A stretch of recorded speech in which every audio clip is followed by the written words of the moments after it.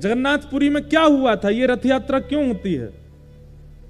इंद्रद्युम्न राजा ने जब महाप्रभु जगन्नाथ जी को विराजमान किया तो इंद्रद्युम्न राजा और उनकी पत्नी गुंडीचा ये दोनों जाते थे और पूरे मंदिर का मार्जन करते थे। एक दिन महाप्रभु जी प्रसन्न हो गए और प्रसन्न होकर के बोले, राजन मैं तुम्हारी सेवा से बहुत प्रसन्न हूं, आओ तुम दोनों मुझसे कुछ मांग लो।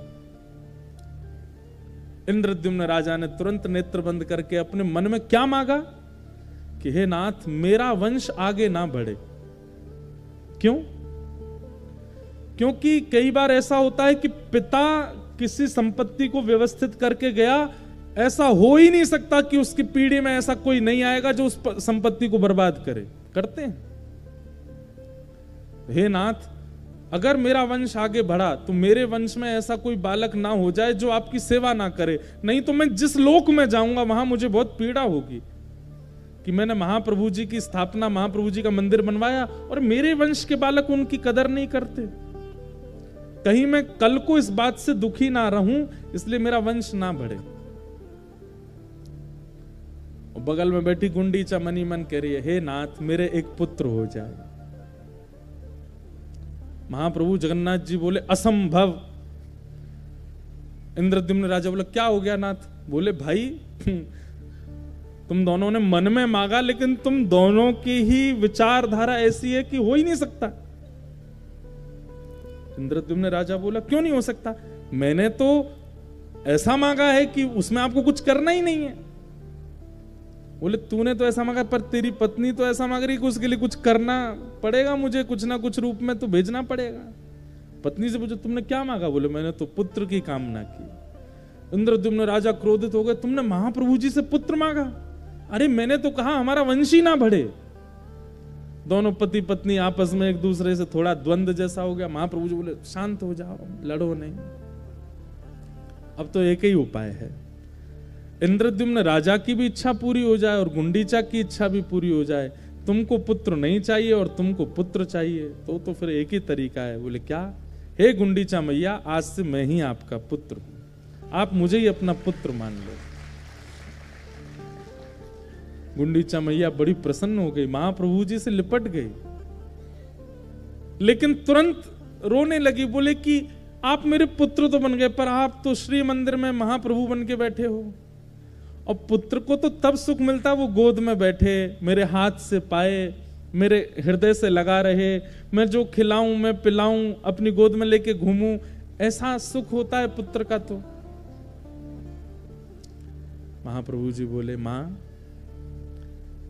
मेरा इस पृथ्वी पर आगमन जीव कल्याण के लिए हुआ है। जीव कल्याण में 365 दिन में मुझे लगना पड़ेगा, लेकिन इन 365 दिनों में मैं कुछ दिन घटा करके आपको दे दूंगा, और उन दिनों में मैं रथ पर आरूढ़ होकर के आपके पास आऊंगा। आप जो पवाएंगी वो पाऊंगा, आप जैसे खिलाएंगी वो खाऊंगा। वहां मैं परमात्मा रूप में नहीं रह करके एक बाल रूप में रह करके आपकी प्रत्यक्ष सेवा स्वीकार करूंगा। इसलिए महाप्रभु जी जगन्नाथ जी रथ पर आरूढ़ होकर अपनी मैया के पास जाते हैं। और शास्त्रों में ऐसा वर्णन है, श्री मंदिर में जगन्नाथ जी का दर्शन का जो फल मिलता है वो तो अपनी जगह श्रेष्ठ है ही, लेकिन महाप्रभु जी जब गुंडीचा जाते हैं और गुंडीचा में जब विराजमान होते हैं, और वहां जन्म वेदी कहा जाता है, ठाकुर जी जिस स्थान पर विराजमान होते हैं वो जन्म वेदी, वहीं ठाकुर जी प्रकट हुए थे जगन्नाथ जी। जन्म वेदी पर जब आप श्री महाप्रभु जगन्नाथ जी का दर्शन करते हैं, पुनर्जन्म न विद्यते, वहां महाप्रभु जी का दर्शन करने के बाद पुनः इस पृथ्वी पर आना ही नहीं पड़ता, आप जन्म मृत्यु के चक्कर से मुक्त हो जाते हो। ऐसा वो स्थान।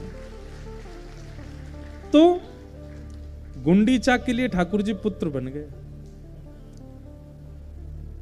हमारे यहां उल्टा है, हमारे यहां संबंध मिलने पर उत्सव मनाया जाता है। इसके बेटी हुई है, इसके बेटा हुआ है, इसका ब्याह हुआ है, पत्नी आ गई, इसके पति मिल गए, इनके ये हैं, इनके वो हैं, आदि आदि सब।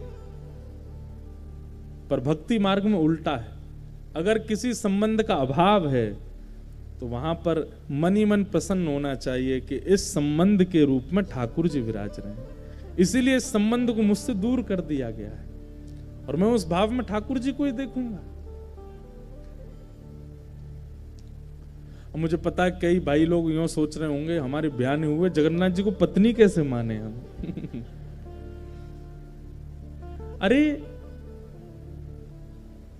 वो सबके प्रियतम है, सबकी प्रियतमा है। आप प्रियतमा उनको नहीं मान सकते, स्वयं को प्रियतमा मानो, उनको प्रियतम मान लो। वृंदावन में महादेव भी गोपी बन करके बैठे हैं।